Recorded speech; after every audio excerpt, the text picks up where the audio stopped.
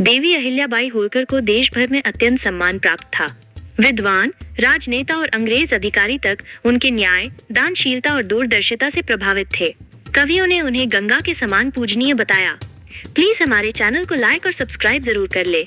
उन्हें आदर्श शासिका, धर्मपरायण, बुद्धिमान और समूची मानव जाति की भूषण कहा गया। महारानी देवी अहिल्याबाई होलकर के प्रति संपूर्ण देश में अटूट श्रद्धा थी। देश के कई राजा महाराजा देवी अहिल्याबाई को आदर के भाव से देखते थे। उनके द्वारा देश भर में करवाए गए धार्मिक कार्यों की एक लंबी फहरिस्त है। उन्होंने जहां जरूरत देखी और उन्हें जहां उचित लगा वहां उन्होंने कार्य करवाने में वाले कई अंग्रेज एजेंट देवी अहिल्याबाई की कार्यप्रणाली से खुश थे। मालवा में सर्वाधिक समय व्यतीत करने वाले सर जॉन माल्कम ने अपने संस्मरण मेमोयर ऑफ सेंट्रल इंडिया में देवी अहिल्याबाई होलकर के बारे में लिखा था। जितने भी शुद्धतम एवं आदर्शवत शासक अस्तित्व में रहे हैं, उनमें से एक यह कथन था देवी अहिल्याबाई के बारे में था।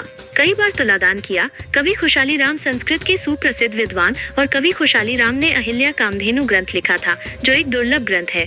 उन्होंने देवी अहिल्याबाई होलकर के बारे में लिखा, वे सदा देव, ब्राह्मण और पुजारियों को दान देती थी तथा धर्म कार्य में परायण रहकर अपना समय बिताती थी।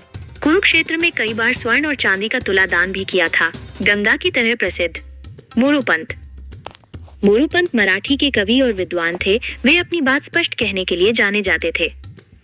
मोरोपंत ने देवी अहिल्याबाई के गुणों से काफी प्रभावित थे। उन्होंने एक बार गंगा स्नान करने के बाद लिखा, गंगे, मैं अहिल्याबाई के दर्शन करूंगा। हे गंगा माँ, जैसे तुम संसार में प्रसिद्ध हो, उसी तरह वे भी प्रसिद्ध हैं। तुम दोनों से संसार का उपकार होगा। कोई बराबरी नहीं कर सकता। नाना फडणवीस, तत्कालीन प्रसिद्ध राजनीतिज्ञ नाना फडणवीस ने कहा था, अहिल्याबाई पुरुषार्थ, दूरदर्शिता एवं महानता में अद्वितीय है। कोई भी इन बातों में उनकी बराबरी नहीं कर सकता है। मराठी के प्रसिद्ध कवि प्रभाकर और गायक अनंत फंदी ने अहिल्याबाई के विषय में बड़ी श्रद्धा भक्ति से पूर्ण काव्यांजलि अर्पित की थी। दिल्ली दरबार में मराठा राजदूत हिंगने के नाना फडणवीस को एक पत्र में लिखा था, अपने राज्य की सेवा और सुरक्षा करने के लिए आवश्यक समस्त सद्गुण अहिल्याबाई में है। समूची मानव जाति की भूषण थी राय बहादुर वैद्य। आप अभी तक हमारे चैनल को सब्सक्राइब नहीं किए तो प्लीज हमारे चैनल को लाइक और सब्सक्राइब जरूर कर ले। दक्षिण के प्रसिद्ध विद्वान और इतिहासकार राय बहादुर चिंतामणि विनायक वैद्य के अनुसार वो लोकोत्तर महिला अपने पति के भूषण रूप में हुई। उनकी बुद्धिमत्ता इतनी व्यापक थी कि वे प्रत्येक कार्य में होशियार और निपुण थे। उनकी धार्मिकता इतनी उदार थी कि उन्होंने धर्म के क्षेत्र में अपना नाम अमर कर दिया है।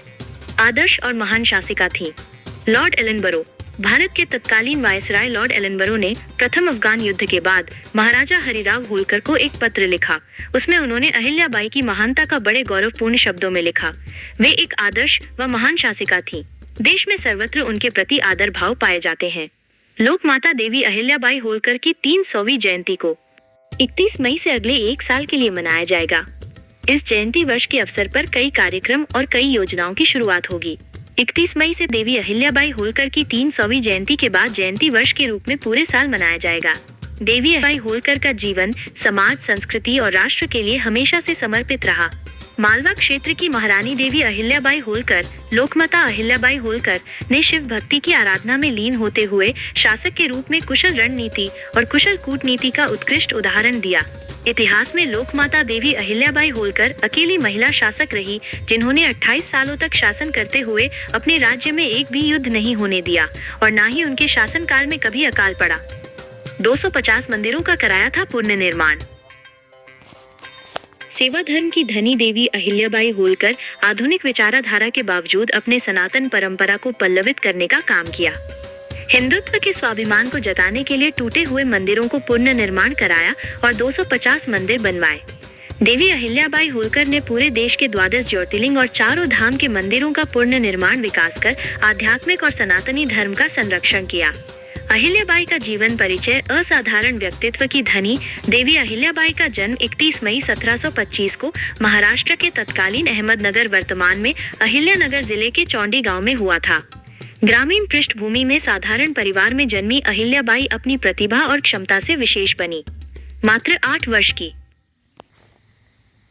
उम्र में वे राजवधू बनकर इंदौर आ गई। अहिल्याबाई को दोनों परिवारों से स्नेह, संबल और संस्कार मिले, लेकिन उनका पूरा जीवन विषमता से भरा रहा। वे केवल 29 वर्ष की थीं जब पति महाराज खांडेराव वीर गति को प्राप्त हो गए। 1766 में पितृवत स्नेह देने वाले मल्हार राव होलकर का निधन हुआ।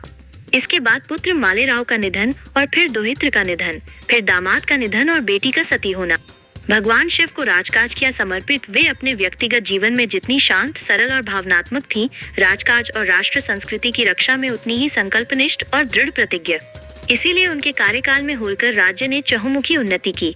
उन्होंने राज्य को भगवान शिव को अर्पित कर दिया और स्वयं को केवल निमित्त माना।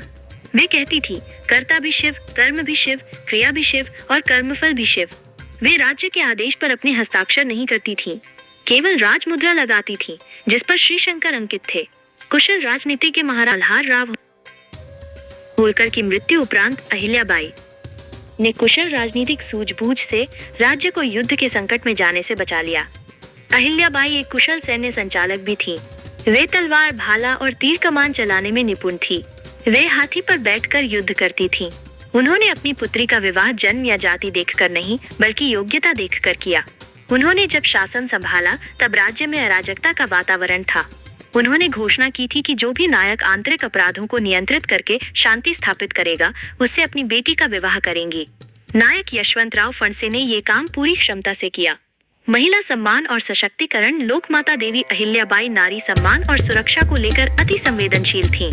उन्होंने गांव में नारी सुरक्षा टोलियां स्थापित की थी। महिलाओं की एक सैन्य टुकड़ी भी गठित की थी। महिलाओं के सामाजिक सम्मान और आत्मनिर्भरता के लिए कुछ क्रांतिकारी निर्णय लिए प्रदान की। जीवन के अंतिम क्षण तक वे भगवान शिव और समाज के प्रति समर्पित रहीं। अंततः राजयोगिनी कर्मयोगिनी देवी अहिल्याबाई ने 13 अगस्त 1795 को अपने जीवन की अंतिम श्वास ली। अंतिम क्षण तक उनके हाथ में शिव स्मरण की माला ही थी। ये जानकारी अच्छी लगी तो प्लीज हमारे चैनल को लाइक और सब्सक्राइब और शेयर जरूर कर लें। जय श्री राम जरूर